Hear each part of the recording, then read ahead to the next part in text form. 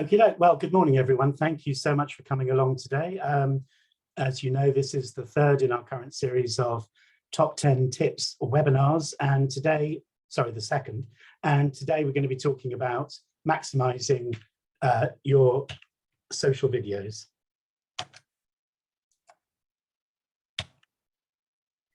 So I'm going to be about 20 minutes. If you've got any questions, please drop them in the chat zone. We'll try and deal with them at the end.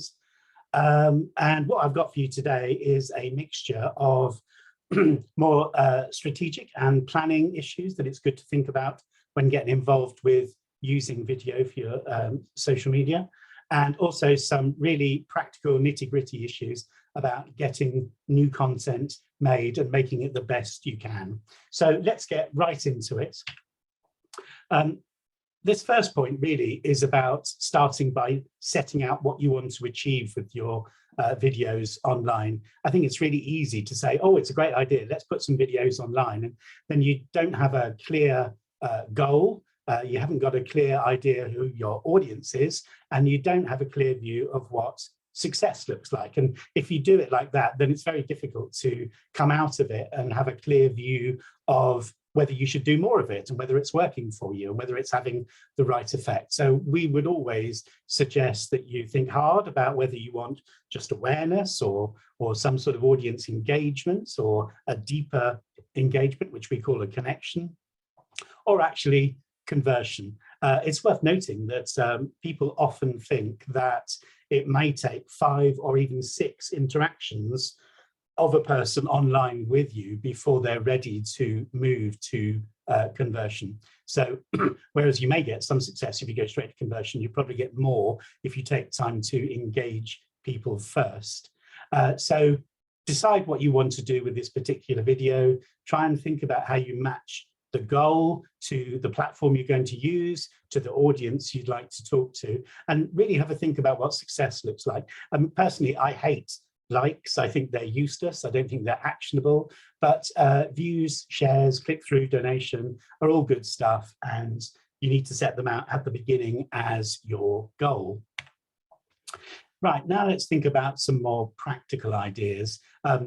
When you're creating the video, both shape and sounds have a really important role to play. And this is really about trying to make a video that can be placed in as many of the Facebook channels, for example, as possible. Most people consider that square and vertical formats outperform landscape videos in terms of views, engagements, and completion rates, and also they can be placed more widely. I've just shown 5 of the different aspect ratios on the right there. I think there are currently more than 10 different Facebook channels, and obviously each one can only take certain aspect ratio videos. And then we come to the issue of sounds. Now, one of those facts that you'll see bandied about on the internet all the time is the idea that 85% or so of Facebook videos are watched muted. This fact has been used so often, I can't help but feel it's probably true. And so what that means is kind of twofold. For the 85%, it's really important to think about, well, how are they going to deal with a message? So you're going to have captions. Should you build your captions in? If you've got film with captions, you need to leave space for your captions. How do your captions work in each of the different formats that you are going to make the video in? And then it's important not to ignore the 15% who do have sound on. So you need to ask yourself, how do you make the most of that video? Next up, a bit more technical, this is just about the importance of editing. Now, of course, these days there are so many different apps that allow you to make films that you can use for social. You could easily make one on your phone, but it doesn't mean it's going to be a good film. In short film filmmaking particularly, getting the shape of the film right is really important. You need to grab viewers in those critical first few seconds, and we'll come on to that in a bit more detail in a minute. But also being able to tell a story with a start, a middle, and an end is really important. And things like transitions and type and graphics all have a really important role to play to make your film look good, make it interesting and easy to watch, and to draw people through from those critical first few seconds as far as possible towards the end. So inevitably, as you might imagine, I would always say talk to a professional about having your films edited. A question that comes up all the time with social video is, oh, what's the right length for my social videos then? And, you know, the trouble is that that's not a straightforward question to answer. If I were being lazy, I'd probably say, oh, well, make a video of 15 or 20 seconds and it'll work in most placements for most audiences. And that's true, but it could mean that you're missing out on all sorts of other opportunities. Obviously, if you look at the full range of platforms available, you know, there are placements that allow up to 4 hours of film, and others where only, you know, sort of 3 seconds are available. So it's really about trying to match your content to your audience, to your platform, and your goal. We've certainly got experience from one client where we've made a kind of explainer video, which was just over a minute long, and on YouTube that's had over 500,000 views now. So it's not true to say that only 15 or 20 seconds is right. Obviously, I'm bound to say that testing is the only true answer, but granted that pretty much everyone is working to constrained overall budgets, obviously the most important advice is to say, you want to do testing, think hard about what the most significant tests are going to be for you. Is it about, you know, different films? Is it about different length films? Is it about different placements? And obviously prioritize your budget accordingly. I was reading the other day that scientists now think that a goldfish has a concentration span of about 9 seconds. And I mention this because that's about 3 times longer than the average online viewer of social video. So what this means is it's a pretty brutal medium, and you need to grab your audience's attention right away. So on the one hand, as we mentioned earlier, that means you really need to think hard about how your film starts, because you need to grab their attention. But on the other hand, you know, when you think about what you want the outcome of your video to be, whether it's a share or a connection or a donation, you can't afford to be shy about saying that. You need to get to the point. People need to know what you want them to do as a result of watching this video. So don't mess about. So again, a question we're often asked is, well, how do I get started? And, you know, again, the easy answer is, well, hey, we're doing a broadcast TV shoot. That's great. Let's plan up front some social video content that we want to make, and we'll find a way to film it all at the same time. And of course, if you're able to do that, that's great, because you're creating, you know, an integrated campaign right away, and it means that you're maximizing the value of all the setup to do the broadcast shoot. But of course, lots of people aren't using TV, or at least don't have new TV planned just yet. So I don't want you to think it costs big money to get started in this. There's lots of ways that you can use existing assets or create new assets that are really inexpensive and can work really well for you online. So for example, I always say to clients, you know, let's have a look at whatever existing footage you've got from whatever source. You know, most people have got a whole load of stuff hidden away somewhere. And although it takes time to go through it, you can find footage there, as long as you've got some usage rights, that you can repurpose into something brand new and powerful. Another way a lot of charities do this is they equip staff to shoot first-person testimony, and that can be really powerful, really immediate. Another way to do it is to ask beneficiaries to film their own stories or their family stories. And of course, don't forget the stills you may have, the archive footage, animation, all of this stuff, library footage, are all potential starting points and are all available all the time. You can use all of that stuff and put moves over it, so it has the effect of moving footage. and have pretty much the same success as you would with film. So that brings us to what the content should be, and our favored starting point is always to think about storytelling. And when you're thinking about storytelling, emotional stories are the ones that drive the greatest engagement in general. What you have to do, of course, is find a way to tell those stories in a way that enables you to cut right to the heart of the story. You don't have time to do all that setup stuff. Remember the 3-second rule, you need to grab someone right away. And as an alternative to that, obviously, urgent situations and emergencies can be a really powerful story to tell.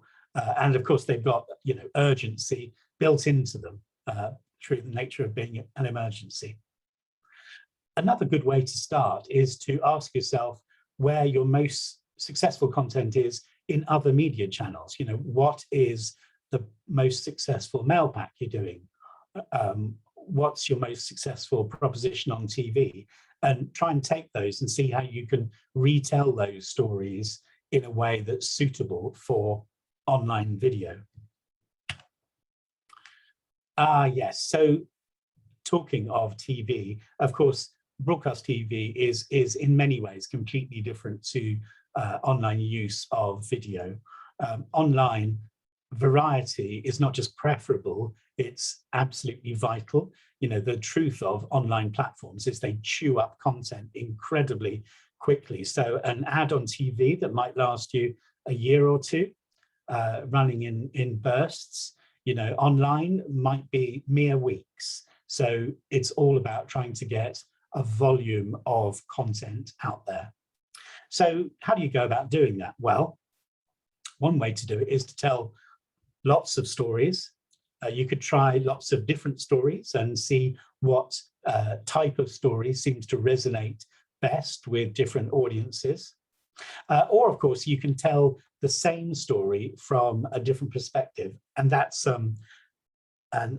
the way forward that I want to demonstrate for you now. So we were working for Care International, doing a project about care packages, and in fact we made 5 different social videos using existing filmed interviews, using 3D animation, using archive footage and recent news footage.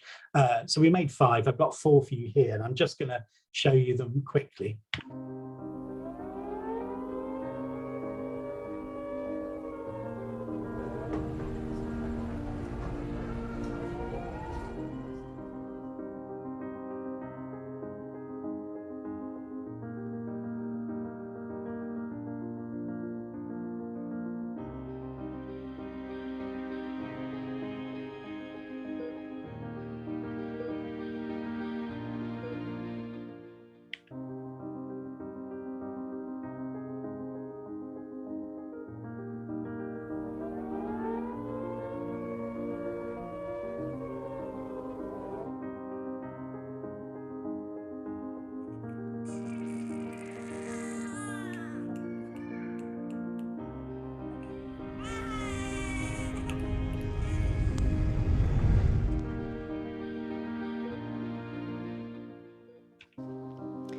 I was 5 when war broke out.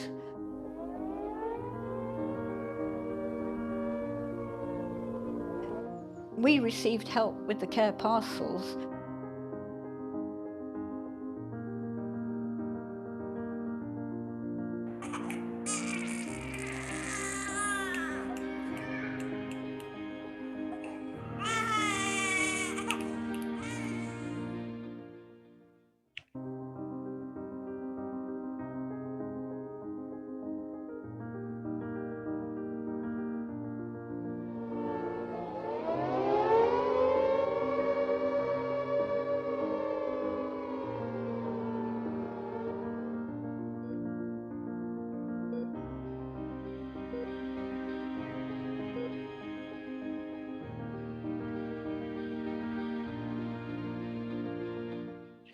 So hopefully those 4 played all right. And what you can see there is it's a great brief for the creatives to say, here's a really good story. Here's a bunch of assets we've got, some of which are archived, some are library footage, some filmed interview, graphics, and so on. Let's see how many different ways we can tell this story. All of these were different, and they all got different results as well. So what I would say is make as much content as you're able to and test. A particular bugbear of mine is when people load up videos and then don't bother to see the responses they get online to them. And I think there's a real risk attached to doing that, is publishing a video and walking away. I think it's really important to watch the comments, track engagement, and to answer questions as soon as you can. I'm a big fan of how Oxfam deal with this, for example. I've got a little screenshot there of just one example where there's lots of comments underneath the video, and they're on it straight away with some really good answers that aren't stock answers. They aren't just repeated. Someone's actually taken the time to read the comment and to respond person to person in it. And the reason they're doing that is, of course, failing to reply really risks disengaging your audience fast, whereas prompt reply showed that you're open to dialogue and you're in touch with your supporters. Now, obviously, this could turn into a hugely time-consuming task. So usually what we suggest is a named person on your team takes responsibility, and they just check in on a regular basis, and you empower them to respond to comments on behalf of the organization.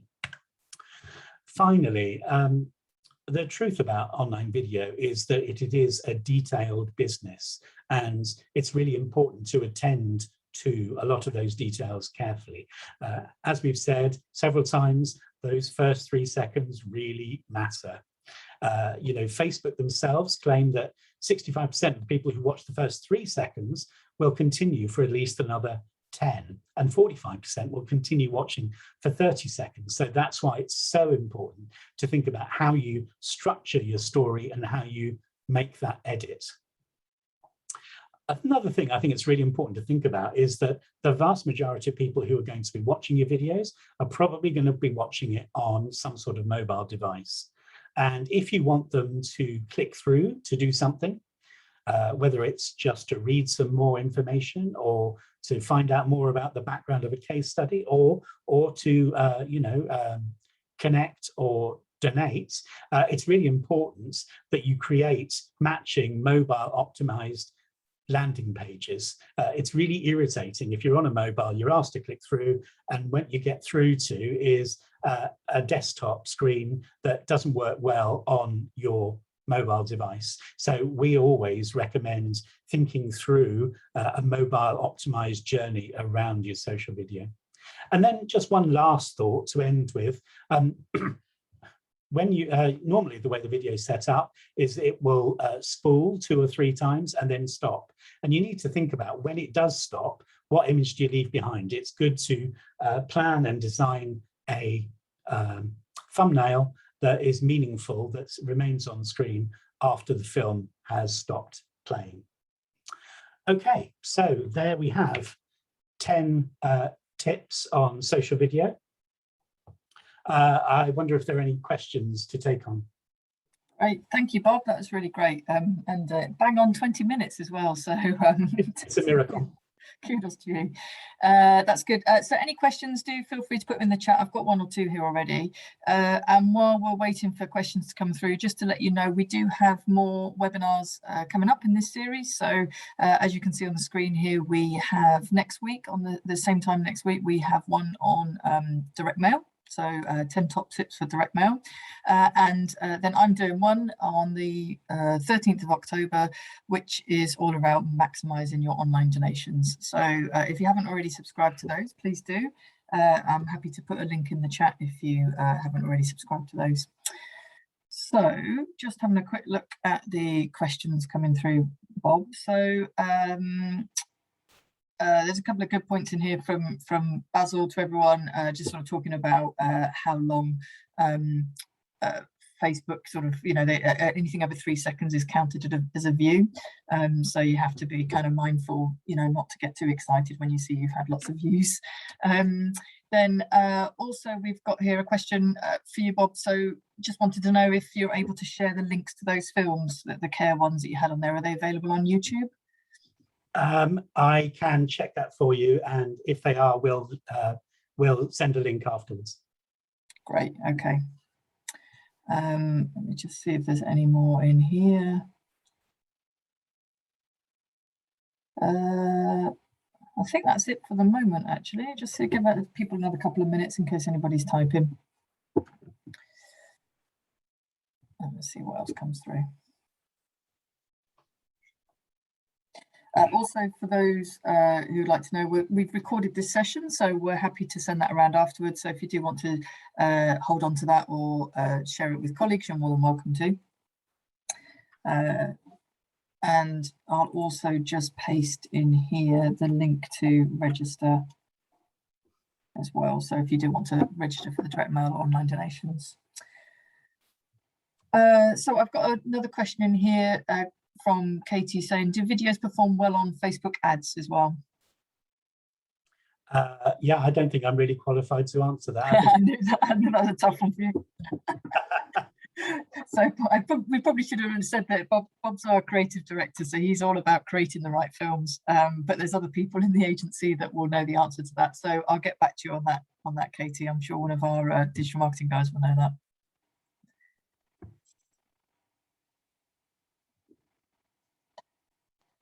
And thanks, Basil, to put a note in there saying that the 4 or 5 videos perform best for screen space on FB. So that must be what you've had from your experience there or knowledge there, Basil. So thanks for sharing that.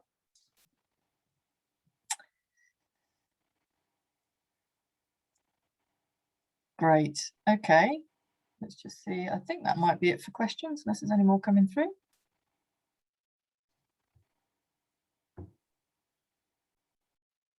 I think that's it. So thank you, Bob, on behalf of everybody. Hopefully everybody enjoyed it. And yeah, we'll send this recording round and look forward to seeing you at a future webinar, I hope.